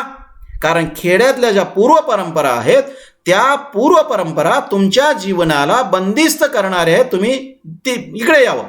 याचा दुसरा एक सरळ अर्थ आहे. आणि हा सरळ अर्थ ग्रामीण साहित्यिकांनी आणि ग्रामीण साहित्याच्या अभ्यासकांनी सुद्धा लक्षात घ्यायला पाहिजे. तो अर्थ असा आहे की तुम्ही ग्रामीण समाजाची जी मानसिकता आहे, परंपरावादी मानसिकता आहे, ती मानसिकता तुम्हाला बंदिस्त करणारी आहे, तुमच्या जीवनाला तिथेच थांबवून ठेवणारी आहे, तुम्हाला माणूस म्हणून ती स्वीकारणारी नाही. म्हणून तुम्ही काय करा, तुम्ही त्याच्यापासून लवकरात लवकर दूर व्हा. म्हणून तुम्ही ते खेडं सोडा आणि शहरात या. मित्र हो, ग्रामीण जीवनातून फुलणारे म्हणत असताना किंवा ग्रामीण जीवनाचं चित्रण वगैरे करणारे म्हणत असताना किंवा शेती केंद्रीय साहित्य वगैरे म्हणत असताना आपण काय म्हणत असतो? आपण मित्र हो, दुसऱ्या अंगानं असं म्हणत असतो की जी व्यवस्था ह्या लोकांनी स्वीकारलेली आहे त्या व्यवस्थेतून फुलणार. म्हणजेच मित्र हो, ग्रामीण समाजाचं भावनिक नातं ज्या ज्या घटकाशी जोडलेलं आहे त्या घटकाचं चित्रण करणारं. आणि दलित साहित्यिकांना किंवा दलित लोकांना बाबासाहेब आंबेडकर म्हणत होते की ग्रामीण लोकांचं भावनिक नातं जे आहे त्या भावनिक नात्यात तुम्हाला स्थान नाही, म्हणून तुम्ही बाहेर पडा. म्हणजे एकीकडे डॉक्टर बाबासाहेब आंबेडकर या भावविश्वाशी तुम्ही नातं तोडा असं सांगत होते आणि विचाराशी नातं जोडा असं सांगत होते, आणि दुसरीकडे ग्रामीण साहित्यिक आमचं साहित्य हे त्या भावजीवनाशी जुळलेलं आहे, त्या भावजीवनातून फुलणारं आहे असं सांगत होते. तुम्ही स्वतः जर अशा पद्धतीची तुमची भूमिका मांडत असाल की आमचं साहित्य कुठे फुलते, आमचं साहित्य त्या भावविश्वात फुलते, त्या भावविश्वाला शब्दरूप देते असं जर तुम्ही म्हणत असाल, तर आता ग्रामीण साहित्य वैचारिक कसं असेल? हे विचारविश्वाशी जुळलेलं नाहीये, हे भावविश्वाशी जुळलेलं आहे. ग्रामीण समाज ज्या व्यवस्थेशी म्हणजे जोडलेला आहे, आणि विशेषतः ग्रामीण मानसिकता पहा, त्यांचं भावविश्व कुठे? ते गाव, त्या गावातले रस्ते, त्या गावातली रचना, त्या गावातले घरं, त्या गावातले रस्ते, गावाच्या सभोवती असणारी नदी नाले, त्या गावातल्या शिवारात असणारी विहीर आहे, त्या गावाच्या शिवारात असणारे बाकीचे सजीव निर्जीव घटक आहेत. हे सगळे घटक मी तुम्हाला याच्या अगोदरच्या तासातून सांगितलंय. ह्या सगळ्यांशी कोणाचं नातं जुळलेलं आहे? भावनिक नातं त्या समाजाचं जुळलेलं आहे, आणि त्या समाजाचेच घटक असणाऱ्या ग्रामीण लेखक कवीचं जुळलेलं आहे. म्हणजे हे त्या एका विशिष्ट भावविश्वाशी जोडलेले आहेत, आणि त्या भावविश्वाला जे शब्दरूप दिलं चाललंय ना, ते आहे ग्रामीण साहित्य. आता असं जर असेल तर मग इथे परिवर्तनाशी, आधुनिक अर्थानं तुम्ही परिवर्तनाशी नातं जोडता कसं? नाही जोडता येणार. मित्र हो, तुम्ही त्या सगळ्या भावविश्वाला शब्दरूप देता. केवळ तुम्ही त्या भावविश्वाला शब्दरूप देत नाही, तुम्ही त्या भावविश्वाचे घटक झालेल्या समाजाच्या जीवनाचं चित्रण करता.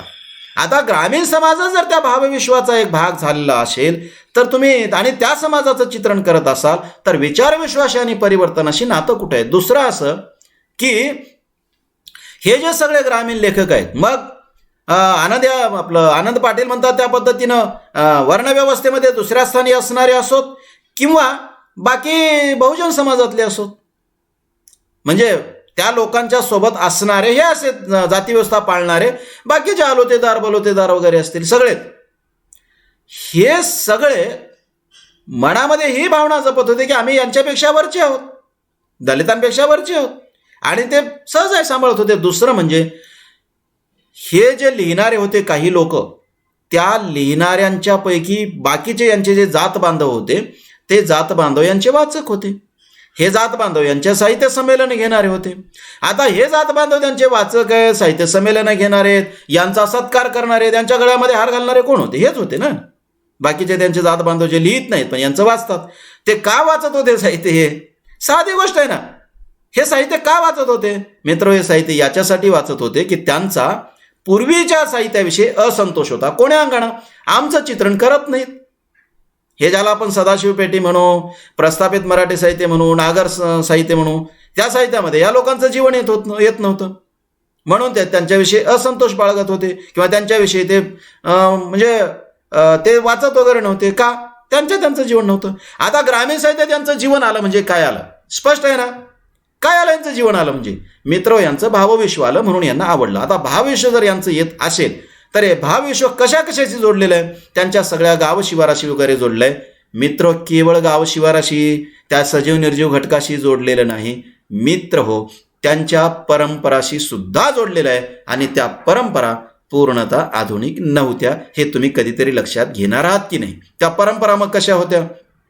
पहा, ते ग्रामदेवताची पूजा करतात, नवस बोलतात, नवस फेडतात, गावात बोकड कापून कंदोरी करतात, त्यांच्या लग्नाच्या पद्धती सगळ्या जुन्या पद्धतीनं, म्हणजे महात्मा फुलेशी तुम्ही संबंध जोडणार. आणि महात्मा फुलेंनी त्या काळामध्ये महात्मा फुलेंनी काय केलं होतं? सत्यशोधकी पद्धतीची लग्नाची एक पद्धती रूढ केली होती किंवा त्याचा पुरस्कार केला होता. ग्रामीण समाजामध्ये असे लग्न होतात का? मग महात्मा फुलेशी तुमचं नातं काय?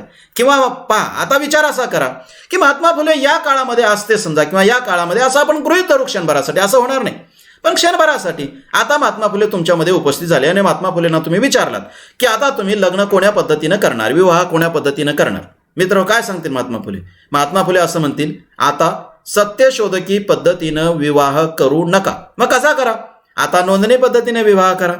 आता तुम्ही थेट न्यायालयात जाऊन तशा पद्धतीनं विवाह करा. नोंदणी पद्धती किती चांगली आलेली आहे. महात्मा फुलेच्या काळात ही जर पद्धती असती तर महात्मा फुलेंनी काय सांगितलं असतं? नोंदणी पद्धतीने विवाह करा. रीतसर कायद्याच्या पातळीवर तिथे एक रजिस्टर आहे, त्या रजिस्टरमध्ये तुम्ही नोंदवता कोण नवरा होणार आहे, कोण बायको आहे, सगळं नोंदवता. तिथे 2 तुमचे साक्षीदार असतात आणि तुम्ही तिथे रीतसर लग्न करता. तुम्हाला लगे प्रमाणपत्र मिळतं व्यवस्थित, म्हणजे कायद्याच्या पद्धतीवर. किती व्यवस्थित आहे? महात्मा फुलेंनी आज काय सांगितलं असतं? महात्मा फुलेंनी हे सांगितलं असतं ना की तुम्ही नोंदणी पद्धतीने सगळं करा. मित्र, महात्मा फुले हे का असे बोलले असते? ते खऱ्या अर्थानं परिवर्तनवादी होते. ग्रामीण समाज पहा, ग्रामीण समाज आज त्यांच्या सगळ्या म्हणजे त्यांचं सांस्कृतिक पहा, त्यांचं सगळं सांस्कृतिक जगणं जे आहे ते परंपरावादी आहे. आणि ग्रामीण साहित्यिक त्या परंपरावादी जीवनाचं वर्णन करतात, त्या परंपरावादी जीवनावर टीका करत नाहीत. प्रारंभीचं जे ग्रामीण साहित्य होतं त्या त्यांच्या भावविश्वाला शब्दरूप देत असताना अतिशय आपलेपणा देत होते, त्याची टीका वगैरे काही नव्हतं. आता काय करतात अलीकडचे लेखक त्याचं चित्रण करतात, म्हणजे वर्णन करत असताना त्याच्यातल्या फार तर दोन्ही गोष्टी सांगतात, चांगलं वाईट सांगत असतील. मित्र, हे विवेचन मी याच्यासाठी करतोय, हे जर तुम्ही सगळं लक्षात घेतलात तर ग्रामीण साहित्य परिवर्तनवादी असेल कसं? डॉक्टर बाबासाहेब आंबेडकर ज्या भावव्यवस्थेनं तुमच्या जीवनाला आकार दिला ती भावव्यवस्था नाकार असं सांगत होते. स्त्रीवादी साहित्य सुद्धा काय सांगत होतं? ज्या वर्णव्यवस्थेत आपल्या जीवनाचा भाग दडलेला आहे किंवा जीवन ज्या व्यवस्थेनं प्रभावित झालंय ती वर्णव्यवस्था नाकारा कारण लिंग व्यवस्था त्याचाच एक भाग आहे. ही भूमिका कोणाची आहे? ही भूमिका आहे स्त्रीवादी साहित्याची.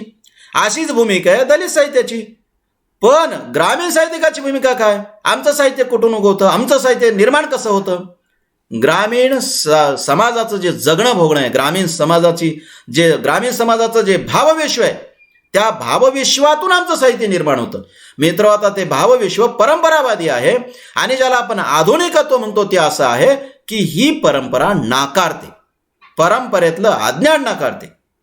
मित्र, दुसरं एक लक्षात घ्या, परंपरावादाला नाकारणं आणि आधुनिक होणं ही साधी गोष्ट नाही आहे.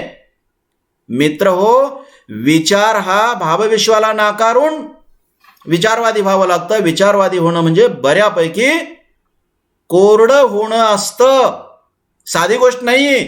विचारवादी होणं हे जगण्यासाठी फार चांगलं असतं, ते कोरडं होणं आहे. इथे बऱ्यापैकी जो भावनेचा ओलावा असतो तो कमी झाला असतो विचार स्वीकारत असताना. आणि मित्र, ग्रामीण समाज भावना म्हणजे तो मानवतावादी असेल नाही असं नाही, मानवतावाद त्याच्यामध्ये आहे, पण तो त्याच्या पूर्वपरंपरा जपतो, भावविश्वामध्ये जपतो, तो त्या भावविश्वामध्ये रमतो. आणि भावविश्वामध्ये रमणारं हे चित्रण, भावनेचं चित्रण ग्रामीण साहित्यामध्ये आलेलं आहे. आणि म्हणून ग्रामीण साहित्य हे परिवर्तनवादी नाही, हे आपण नीट लक्षात घेतलं पाहिजे. ग्रामीण जे साहित्यिक आहे त्या साहित्यिकाचा जो संबंध आहे, वाचक म्हणून ज्या वर्गाशी संबंध आहे, तो वर्ग सुद्धा त्यांचा भाऊबंद आहे. आणि हा संबंध वर्ग दलितांशी भावनेच्या आणि विचाराच्या पातळीवर फार जुळलेला नाही, हे आपण लक्षात घेतलं पाहिजे. त्याच्यात अंतर होतं. ठीक आहे, आता आपल्याला या समाजाशी जुळायचं आहे, या समाजाशी अनुबंध जोडायचा आहे. हा अनुबंध जोडत असताना आपल्याला काय करावं लागते मित्र हो, आपली जुनी वर्णवादी व्यवस्था नाकारावी लागते. एवढंच नाही, आपली भावव्यवस्था सुद्धा नाकारावी लागते. आपण मारुतीच्या मंदिरामध्ये महार गेला तर मंदिर बाटतं, हे आपल्या भावव्यवस्थेचा किंवा भावजीवनाचा भाग आहे. आता तुम्हाला ते नाकारावं लागेल ना, मगच तुम्हाला इथं जोडावं लागेल ना नातं. आता फार आपल्याला वैचारिक पातळीवर यावं लागेल आणि विचाराच्या पातळीवर येऊन आपली आधुनिक न्यायव्यवस्था, कायदा ज्याला आपण म्हणू, त्या कायद्याचा विचार करून सगळा कायदा वगैरे स्वीकारून आपल्याला यांच्याशी नातं जोडावं लागतं, मानसिक पातळीवर सुद्धा. मग आपण एकत्र येऊ वगैरे, आणि मग आपण नवा विचार कोणता तरी मांडू. आणि नवा विचार मांडत असताना आता नव्या विचाराचं सूत्र एकच असेल. म्हणजे मग नवा विचार जर तुम्ही एकदा स्वीकारला, तुम्ही जर परिवर्तनवादी झालात, तर मित्र मी सांगतोय गांभीर्याने घ्या तुम्ही आणि नीट लक्षात घ्या. तुम्ही जर खरंच परिवर्तनवादी झालात, सगळेच म्हणजे साहित्य प्रवाह किंवा सगळेच लेखक वगैरे, तर तुम्हाला मग स्वतःचा वेगळा प्रवाह म्हणताच येणार नाही, वेगळं साहित्य म्हणताच येणार नाही, फार त्याच्या संदर्भात असणार नाहीत. म्हणजे पहा, रस्ते चांगले व्हावेत तुमचा विचार आहे, हे सगळ्यासाठीच होतील ना. भ्रष्टाचार संपावा, आता नवा विचार आहे ना, तो तुमचा विचार आहे. जाती व्यवस्था नाकारली जावी, सगळा समाज एकत्र यावा, सगळा समाज कायद्यांची व्यवस्था स्वीकारलेला असावा, सगळा समाज वर्णव्यवस्था नाकारला असावा. आता सगळे चांगले चांगले विचार आहेत ना, हे समतेचे विचार आहेत ना. इथे आता वेगळं साहित्याचं वेगळं काय, तेच सूत्र दलित साहित्याचं असेल, तेच सूत्र स्त्रीवादी साहित्याचं असेल, तेच सूत्र ग्रामीण साहित्याचं असेल, तेच सूत्र वेगळं. मग तुमचं वेगळे पण कुठं राहणार आहे? वेगळे पण राहणार नाही. मग सगळे एकत्र येतील आणि सगळेच माणुसकीचं तत्वज्ञान सांगतील, माणुसकीचा धर्म सांगतील. मित्र, माणुसकीचा धर्म सांगणारे फुले असतील, आंबेडकर असतील, छत्रपती शाहू महाराज असतील, हे शरीरानं वेगळे असले तर विचाराचं सूत्र त्यांच्यात एक आहे की नाही, म्हणून आपण तिथं अनुबंध शोधतो की नाही. मग ग्रामीण साहित्य असेल, दलित साहित्य असेल, स्त्रीवादी साहित्य असेल, विचाराचा अनुबंध एकच असेल, विचाराचं सूत्र एकच असेल, तर मग तुमच्या वेगळेपणाच्या ज्या सीमारेषा आहेत त्या सुद्धा धूसर होत जातील. हे तुम्हाला स्वीकारावं लागेल. म्हणजे तुम्ही वेगळेपणाच्या चुली मांडणार आणि वेगळेपणाच्या चुली मांडून आम्ही सगळे परिवर्तनवादी आहोत अशा पद्धतीचा विचार मांडणार, असं नाही चालणार. काहीतरी नवी व्यवस्था स्वीकारत असताना तुम्हाला जुनं काही मागे जाऊ द्यावं लागेल. पण मित्र, या सगळ्या विवेचनातून मला साधं सांगायचं आहे ते हे की ग्रामीण साहित्य हे वाईट आहे का किंवा हीन दर्जाचं आहे का? बिलकुल नाही. मी नंतरच्या तासामध्ये ती मांडणी करणारच आहे. पण मित्र, ते भावविश्वातून फुललेलं आहे आणि हे ग्रामीण समीक्षकाची सुद्धा ही भूमिका आहे आणि ती ठीकच आहे, योग्यच आहे. आणि दलित साहित्य, स्त्रीवादी साहित्य त्या भावविश्वाच्याच विध्वंसाची कल्पना मांडते.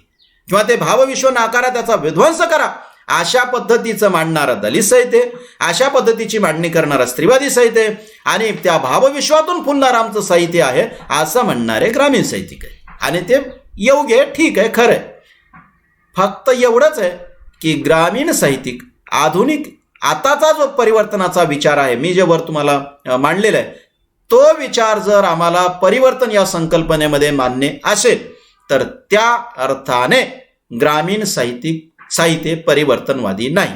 ग्रामीण साहित्य रचनेच्या अंगाने परिवर्तनवादी आहे आणि ग्रामीण साहित्यामध्ये जो आशय आलेला आहे तेवढ्याच दृष्टीनं ते परिवर्तनवादी आहे. पण विवेकाच्या पातळीवर या अंगाने ते परिवर्तनवादी नाही. त्यांच्या स्वतःत बदल झाला थोडाफार, आशय वेगळा आला आणि ठीक आहे, रचना त्यांनी वेगळी करायला किंवा तिथं बोलीभाषा वगैरे वापरायला सुरुवात केली, या अंगानंच आहे. पण मित्र हो, ते भावविश्वाशी संबंधित आहे आणि हे जे दलित साहित्य वगैरे आहे ते भावविश्वच उद्ध्वस्त करावं आणि नवा विचार स्वीकारावा असं मानणार आहे. या अर्थानं दलित साहित्य परिवर्तनवादी नाही हा विचार आपण स्वीकारू. आनंद यादव पाटील यांचा जो विचार आहे हे वर्णव्यवस्थेतल्या दुसऱ्या स्थानी असणाऱ्या क्षत्रियांचं साहित्य, तो विचार बऱ्यापैकी खरा आहे. आपण फक्त याला अधिक व्यापक करत असताना असं म्हणू की केवळ दुय्यम स्थानी असणाऱ्या या उच्चवर्णीयांचे साहित्य नाही तर ते अलुतेदार बलुतेदार वगैरे यांचं सुद्धा साहित्य आहे आणि ते त्यांच्याबरोबरच राहत होते. बऱ्याचदा यांना त्यांनी मानाचं स्थान दिलं असेल किंवा नसेल, पण यांनी वेगळा गट केला नाही. आता यांनी वेगळा गट का केला नाही याच्याविषयी मांडणी होऊ शकते. म्हणजे उच्चवर्णीयाच्या दुसऱ्या स्थानी असणाऱ्या लोकांनी जे साहित्य निर्माण केलं किंवा त्यांचा गट होता, बलुतेदाराने अलुतेदाराने भटक्याने वगैरे यांनी एक वेगळा गट का केला नाही साहित्याचा? नाही केला. हे एकतर यांचं साहित्य बऱ्यापैकी काही साहित्य दलित साहित्यात जमा झालं आणि काही साहित्य ग्रामीण साहित्यात जमा झालं. म्हणजे जे क्षत्रियाच्या वगैरे अशा त्या ह्याच्यात नव्हते, पण त्यांचं साहित्य दलित साहित्यात जमा झालं, वेगळा गट निर्माण केला नाही. मित्र, याला एक आता वेगळा शब्दच आपल्या पुढे एक कल्पना मांडलेली आहे आणि ती कल्पना म्हणजे जात जाणीवेचं साहित्य. म्हणजे या सगळ्या साहित्याला काय म्हणायचं? जात जाणीवेचं साहित्य. कारण कुठल्याही साहित्यामध्ये कुठलाही लेखक जो आहे, जो या व्यवस्थेत जाती व्यवस्थेचं चित्रण करतो, असं जर एखाद्याचं लेखन असेल किंवा जात जाणीवेतून त्याच्या मनात जी जातीची जाणीव आहे त्याच्यातून आलं असेल, या सगळ्या साहित्याला ग्रामीण दलित वगैरे म्हणण्यापेक्षा जात जाणीवेचं साहित्य म्हणायचं. म्हणजे मग याच्यामध्ये अलुतेदार बलुतेदार वगैरेंचं जे साहित्य आहे त्याचा विचार करता येऊ शकतो. पण ठीक आहे, ग्रामीण समाज जीवनाचं चित्रण करणाऱ्या या साहित्याला ग्रामीण साहित्य म्हणायला बिलकुल हरकत नाही, ते शीर्षक योग्यच आहे.